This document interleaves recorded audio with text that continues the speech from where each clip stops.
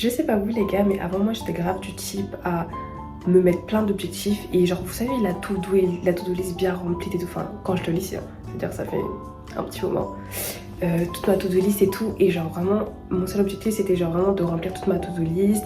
Ou j'étais aussi du genre, vous voyez on avait 2 semaines de vacances avant, au lieu de faire mes devoirs la première semaine je me dis non je vais pas le faire dimanche, mais je vais le faire peut-être vendredi ou jeudi, je sais pas, l'adrénaline de la dernière minute, vous voyez. Mais maintenant, même le dimanche, je fais plus. Tu m'expliques qu'est-ce qui s'est passé entre temps, ma belle? Après, je me dis, ça c'est aussi à cause du téléphone. Mais ça, c'est pour une autre vidéo. Aujourd'hui, on va parler de l'autosabotage et la procrastination. Ah oui, moi c'est Miel et bienvenue dans le journal du Miel. Bon visionnage. Et je parle comme une maîtresse et j'adore. Carrément j'ai sorti la tablette, ça va tabletter. Du coup je me suis dit, quand on veut comprendre quelque chose, on veut comprendre la source et tout, parce que moi je sais que j'ai ce problème là. Je ne suis pas allée voir un psy, je ne suis pas allée voir un professionnel, je devrais. Est-ce que j'ai les sous pour? Pas pour l'instant. Donc on met ça dans le futur. Ah mais du coup là je suis en train de procrastiner. Mais là c'est pas la même chose, c'est pas la même chose. Whatever. Du coup, on se dit, c'est quoi la définition de la procrastination? Wikipédia, je mettrai mes sources ou pas, je sais pas. Alors, la procrastination, du latin pro en avant et kratus du lendemain. Moi, j'aime trop la définition quand tu commences à me parler du latin et tout. Ouais. Après, je me sens super smart. Est une tendance à remettre systématiquement à plus tard des actions, qu'elles soient limitées à un domaine précis de la vie quotidienne ou non. Le retardataire chronique, appelé procrastinateur, n'arrive pas à se mettre... Nuisance. Nuisance. N'arrive pas à se mettre au travail, surtout lorsque cela ne procure aucune satisfaction immédiate. Vous voyez, ça avec les réseaux sociaux, là, ouais. Ça on a dit c'est pour une prochaine vidéo. Whatever. Et du coup, qu'est-ce que l'autosabotage? L'autosabotage est tous les comportements qui sont reliés, des actes inconscients qui apparaissent dans des moments de grands changements de la vie des individus, peu importe la nature. Ces comportements ont tendance à gêner l'accomplissement des objectifs, des buts, via des automanipulations inconscientes. Et pour les personnes qui vont me dire ouais mais autosabotage, procrastination, c'est quoi le... En fait tous les deux c'est relié. Genre dans l'autosabotage il y a plusieurs types d'autosabotage. Tu peux t'autosaboter en procrastinant, en étant perfectionniste et en te faisant des fausses excuses. En fait la procrastination c'est un outil que l'autosabotage utilise. Là je me sens comme Jamie là, vous savez pas là c'est un petit rêve que je réalise. Je comprenais pas pourquoi ma procrastination elle avait pris un stade les gars. Alors elle était à son apogée, vous voyez, et vraiment je comprenais pas, enfin, quand vous avez vu mes vlogs et tout, je suis en mode meuf genre avant je faisais un mois de régime à sec et tout, enfin privation et tout, et maintenant le strict minimum je peux plus. Qu'est-ce qui se passe? Qu'est-ce qui s'est passé? Chocho Bello, qu'est-ce qu'il y a? Et du coup je me suis demandé c'est quoi les causes de l'autosabotage. J'ai relevé 5 causes de l'autosabotage. Alors, il y a la peur de l'échec. Normal, tu dis j'ai pas envie de faire quelque chose, pourquoi? Parce que j'ai peur que ce soit pas comme je le veuille, j'ai peur que ça rende pas ce que j'ai envie de rendre. Vous voyez, tu dis mais imagine je fais tout ça pour qu'ensuite je n'y arrive même pas. Imagine je fais tout ça pour qu'ensuite c'est de la merde. Vous voyez, c'est un peu chiant. Du coup, tu t'auto-sabotes vu que tu as peur de perdre. Mais il y a aussi un autre type, c'est la peur de la réussite. Je me suis dit, t'es bête ou quoi? Comment ça t'as peur de réussir? Mais si en fait, genre la peur d'un grand changement. Quand tu réussis, c'est un autre step.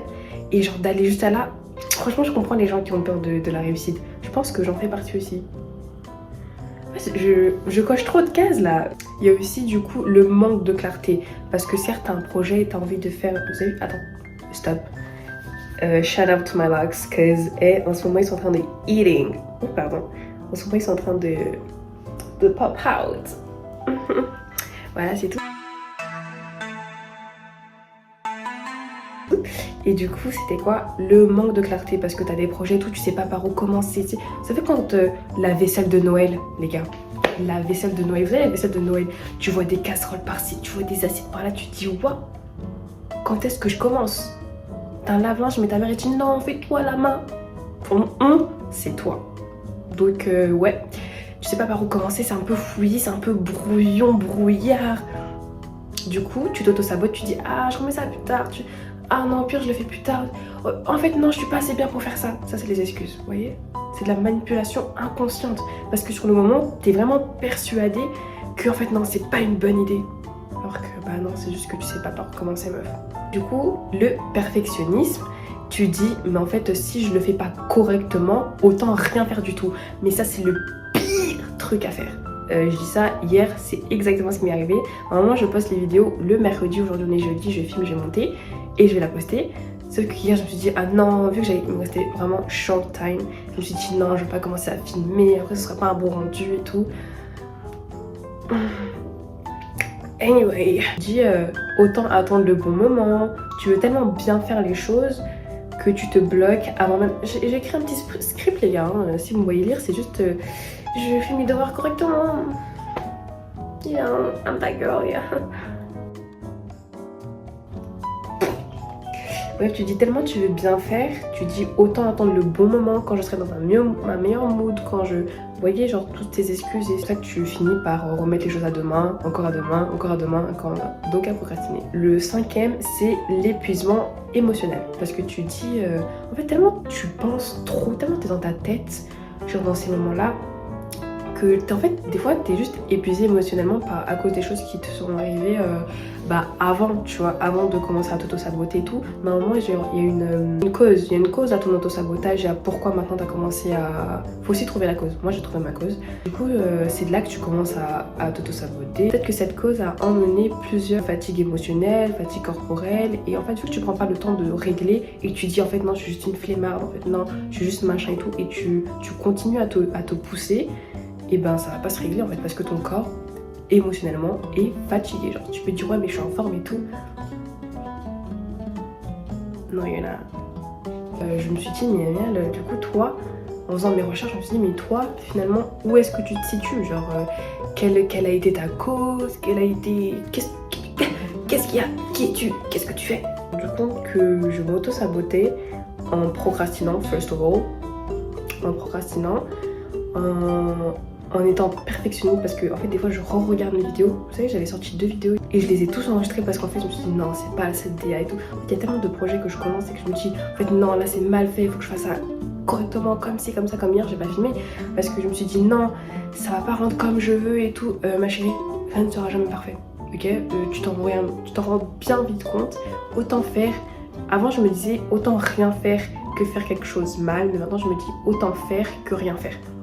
Vous voyez, j'essaie de changer ma façon de penser. J'essaie aussi d'enlever les pensées limitantes. Vous voyez, ça aussi ça fait partie, voilà. Et ouais, du coup je procrastine, je suis aussi perfectionniste, ce qui, je vous allez bien, mais ça n'a rien à voir. Et aussi les excuses, genre les pensées limitantes qu'on a et tout. Et je me dis, mais quelle était ta cause du coup? Parce que là, t'es en train de dire à tout le monde, bon, je pose la tablette. Hein. Ma cause, comme je vous ai dit dans le dernier dans le dernier vlog, ma cause de tout waouh, you need a break. Tout cet auto-sabotage, ça a été mon burn-out. Je pense que là, ça a vraiment été la cause. Tu sais, il y avait plein de trucs avant, mais c'était pas si important. En fait, c'est le fait de fail. Genre, la licence de droit, ça m'a détruit, les gars. Genre, vraiment, il y a eu un avant et après. Déjà que le avant... Mais en fait, déjà, j'étais dans une... J'étais dans un BTS, j'ai dû changer de BTS pour raison. Un jour, il faudrait que je fasse des story time, des raisons, mais les gars, si je vous dis pourquoi j'ai changé de BTS, whatever. Ensuite, je suis allée en fac de droit et tout à cause du DAR pour daron, daron pour père. Bah, ça, je vais pas traduire. Et du coup, de là, en fait, j'étais dans une licence que je savais que je pouvais réussir et tout parce que j'aime bien le droit, mais c'était pas du tout ma passion. Genre, c'est pas ma passion, je me voyais même plus travailler dans le droit, mais je me dis, you know what, ton père c'est mieux que toi ce que tu veux. Je sais pas pourquoi je me suis dit ça. En fait, tellement j'étais dans le déni et j'essaie de m'auto-convaincre parce qu'en fait, j'avais pas vraiment le choix d'y être. Je me suis dit, autant accepter ça avec gratitude et faire de son mieux. J'étais en plus double licence j'étais, les gars, hein, j'ai pas choisi le plus facile. Hein. Double licence langue et droit, t'as des cours en anglais de droit. Je suis bilingue les gars, mais tranquille chérie, genre tranquille. Et du coup en fait le fait de pas réussir cette année-là, et en fait le fait de travailler d'arrache-pied, en fait mon corps il voulait tellement pas répondre. Et j'étais en mode meuf, genre tu peux pas, c'est pas un truc que t'aimes. En fait je me sentais tellement pas à ma place et j'essayais de travailler, sauf que je n'y arrivais pas parce qu'en fait ça ne me plaisait tout simplement pas. C'était cool, certains cours étaient intéressants, au-delà de ça j'avais pas envie, je n'avais vraiment pas envie, mais je me suis forcée. Ça a toujours été comme ça, je me suis toujours forcée à faire les trucs qu'on m'obligeait à faire, et avant ça fonctionnait, sauf que là, je comprends pas pourquoi ça fonctionne pas. J'ai pas compris pourquoi ça fonctionne pas. Et quand j'ai fait mon burn-out et tout, burn-out en plus, je n'ai pas eu mon année, en plus il faut annoncer ça aux parents, aïe, ah c'était chaud patate. Et du coup de là, à partir de là, je pense que... En plus après je me suis blessée, c'est-à-dire j'étais chez moi pendant 2 mois à penser. Les gars, je suis devenue folle. Et quand j'ai dû genre revenir à la vie active, j'étais comme... Genre, vraiment j'étais perdue, jetée, j'étais en mode je sais plus. En fait c'est comme si on avait pris quelque chose de moi et je n'arrivais plus à le retrouver. Et de là, depuis ça, je ne sais plus, je n'arrive plus. En fait mon corps n'accepte. Et il me dit, c'est ciao. Il n'accepte plus, il ne répond plus au forcing. Genre dès que je le force à faire quelque chose, il ne répond plus. Et du coup après j'ai découvert aussi que j'avais quelques maladies et tout, enfin maladies. Genre j'avais de la fatigue chronique et tout, qui explique beaucoup de choses. Mais quand j'ai compris ça, enfin mon corps, pas ma caméra qui coupe, enfin mon téléphone. Whatever. Du coup je ne sais plus du tout où j'en étais, mais j'ai compris, j'ai réussi à trouver le problème du pourquoi l'autosabotage, et maintenant il faut trouver la solution. Bien sûr la solution elle est propre à moi, vraiment elle me va à moi, elle ira pas à tout le monde. Moi je dis à tout le monde, allez vraiment consulter, c'est pas droit là, allez vraiment consulter, enfin moi j'irai quand j'aurai des sous, mais pour l'instant j'essaye quand même d'avoir une vie à peu près on va dire normale selon moi. Qu'est-ce que tu vas mettre en place pour pouvoir pallier à ça? Parce que j'ai changé de licence, les gars, j'ai trouvé un taf.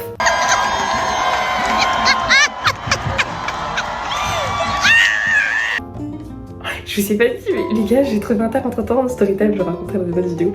Du coup là ça fait 2 idées de vidéo, great.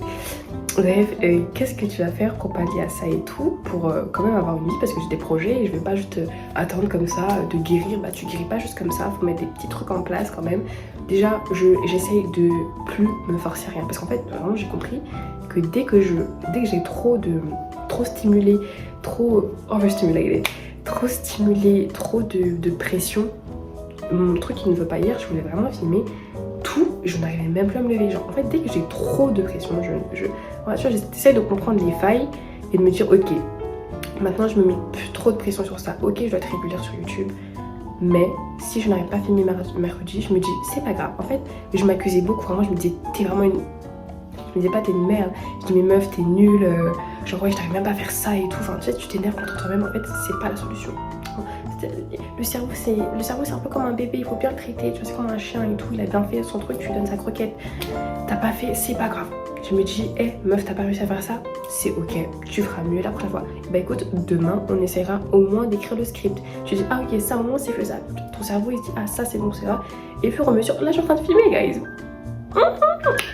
Yeah. En fait il faut essayer vraiment de se comprendre et de se traiter gentiment, vraiment se traiter gentiment, ne plus me mettre de pression, me traiter gentiment et me dire que quand j'arrive pas à faire quelque chose, c'est vraiment pas grave et il n'y a pas le feu.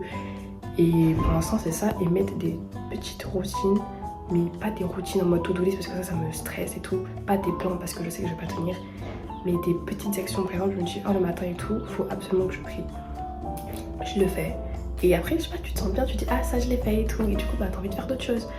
C'est comme un enfant pour un chien, Et voilà, c'est une fin de vidéo, j'espère que cette vidéo vous aidera peut-être, et si vous avez aimé n'hésitez pas à mettre un like, laissez des commentaires et vous abonner. Dites-moi si vous êtes pareil que moi ou je suis la seule comme ça. Non bref, bisous les gars.